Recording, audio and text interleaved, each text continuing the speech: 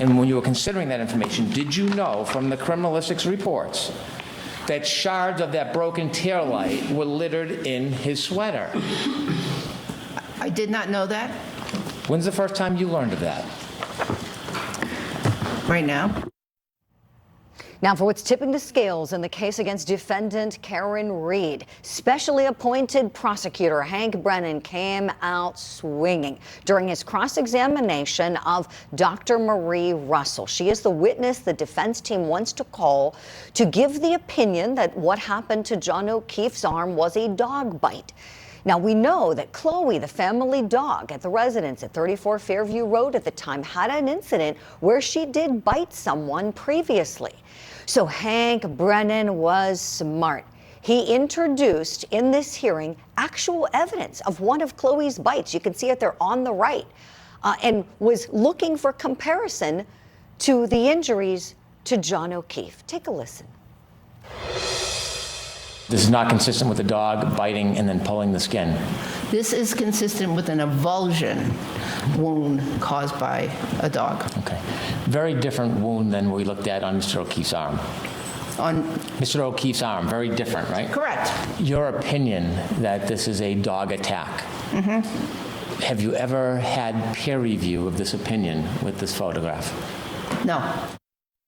We have a special guest we're going to bring in now. He is a canine expert, been certified in both state and federal court to give opinions on dog bites and other canine matters. He's a retired lieutenant as well. Mike Gould, in a favorite on the program as a law enforcement analyst. Thank you for doing this comparison for us. We want your expert opinion. So, Lieutenant, when you look at these two pictures side by side, tell us what you see, please.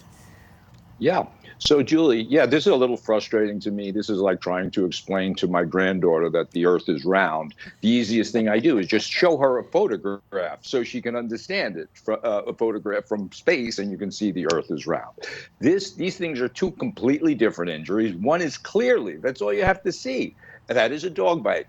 The witness is calling it avulsion. Obviously, that's the diagnosis of the injury. But what it's created by is one of the dog's canine teeth. You can see it clearly. That's a left hand, it looks like to me, maybe. The photograph of John O'Keefe has no canine punctures from a dog. They're primarily scratches from claw marks from, in my opinion, a scavenger animal that has claws to climb, and they're razor sharp. Dogs' claws are not razor sharp. Their dog's paws, nails are primarily for digging holes. We have nails, and so we have a lot in common. We have a certain amount of teeth. Humans have 32 teeth. Dogs have 42 teeth. We have a lot of similarities. The wound on the right is a very typical bite created by the dog's canine teeth. Canine teeth are used for tearing and ripping. Incisors are used for chewing, and molars are used for crushing.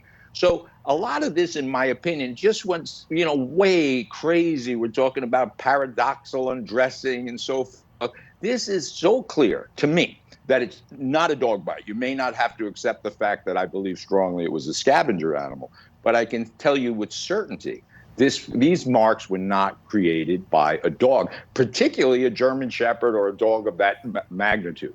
This was, again, I can visualize it very clearly.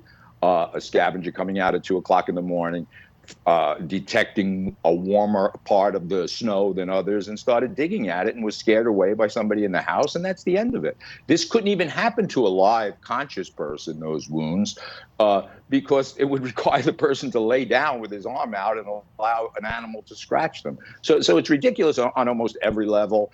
And, frankly, the DNA, whether there was DNA on the wound or not, it would not, canine DNA, it wouldn't change my opinion one bit. You can, our other experts can argue how DNA got there, but it doesn't, this is not just simply not a dog bite or dog scratch.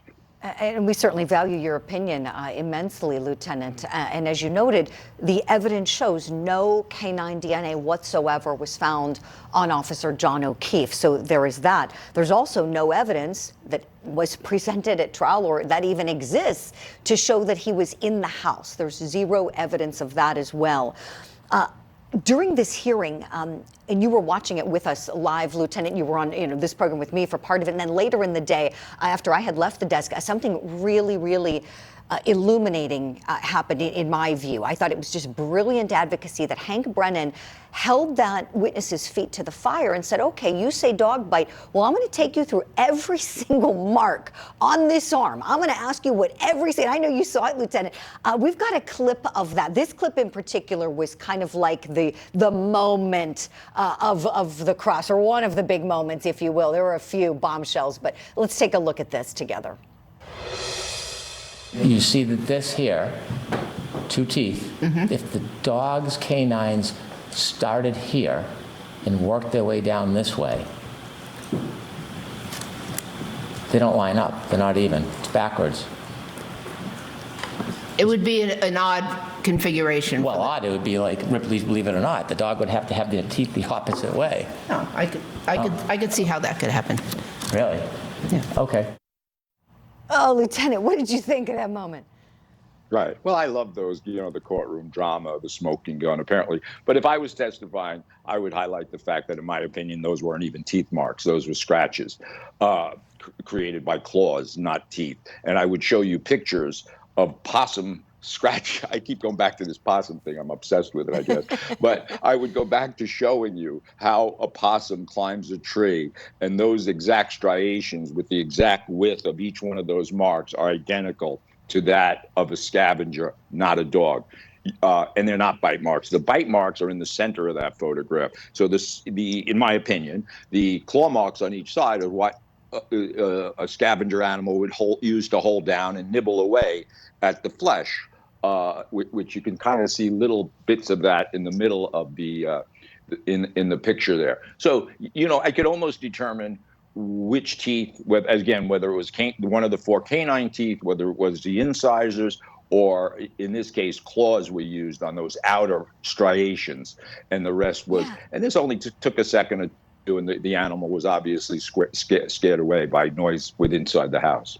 And this is interesting, Lieutenant, we're almost out of time, but quickly, something that came up, teeth versus claws. Are you able to tell, when you look at a bite that is, in fact, from a dog, are you able to tell what marks come from teeth versus which come from claws?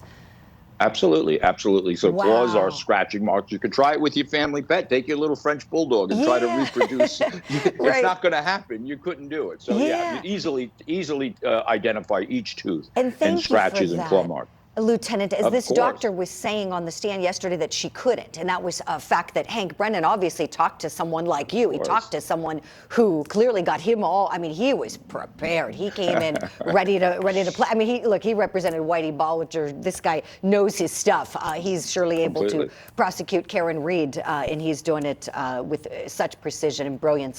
Have to leave it there. Lieutenant Gould, thank you so much for your opinion and your insight. Likewise, we'll see you soon. And my friends, that's all for this episode of Opening Statements, but guess what? We're not going anywhere. Court TV Live begins next. We're picking up with the prelim in the murder of